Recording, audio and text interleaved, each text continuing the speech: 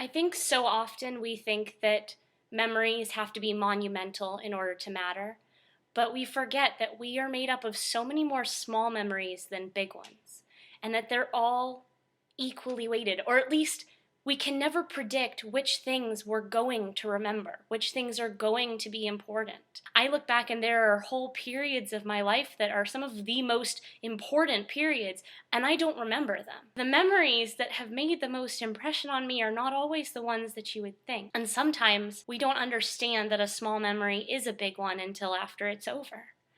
I remember lying on the top of a car in the middle of the Idaho hills, looking up at the sky at night and realizing that I was happy. It was about a month after The Near Witch came out, and I had gone to Boise. I had a friend in Boise who worked at a bookstore, and we had set up all of these events, and I had a full day packed. Like, there were 3 schools, and there was an interview, and there was a signing, and there were just all of these events. Started at like 8 in the morning, and it was absolutely exhausting. I just remember I had never been so tired in my entire life. It was 10:30 at night, and my friend said, "Let's go see the stars." And I could barely keep my eyes open. But at the same time, I couldn't think of anything I would rather do more in that moment. And we got in the car and we started driving into the hills outside of Boise. And we got there and we parked the car on the side of the road at the top of the hill. And we climbed on top of it and we just kind of sat there and looked up at the sky. And I realized that I was so incredibly happy in that moment. I was exhausted and I was doing what I loved. And I thought, if I can do this for the rest of my life, then that's all I ever want.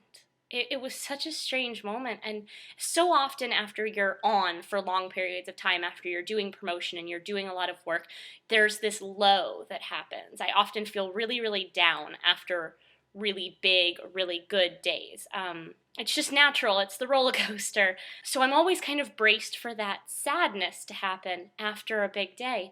And I remember lying there on top of the car waiting for that sadness, and I didn't feel it. And I thought, if I can get up and do this again tomorrow, that would just be the best thing ever, you know?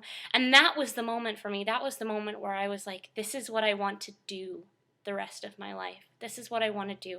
I want to write books and I want to tell stories and I want to have the opportunity to go out there and then talk to people and meet people who love books as much as I do and be exhausted by the sheer number of people that I get to share that experience with on a daily basis. It was such a small moment that I would later realize was a really big one. This was a period of massive uncertainty for me. Yeah, my first book had just come out, but I didn't know what was going to happen. I didn't know what was going to come next. I didn't know if I was going to have the ability to continue writing and publishing books. I say it all the time online that all I want is to keep living my dream. And that was the moment, lying on top of that car, staring up at the stars after that exhausting day, where I realized that I would do anything to keep that journey going and to keep feeling that. And that's all I'm doing, you know, and I've been very, very lucky that people keep giving me a chance to be strange, and all I hope is I get to keep living that journey, and I take it every single day at a time. I just keep reminding myself that this is what I want. I want to keep feeling the way I felt that night.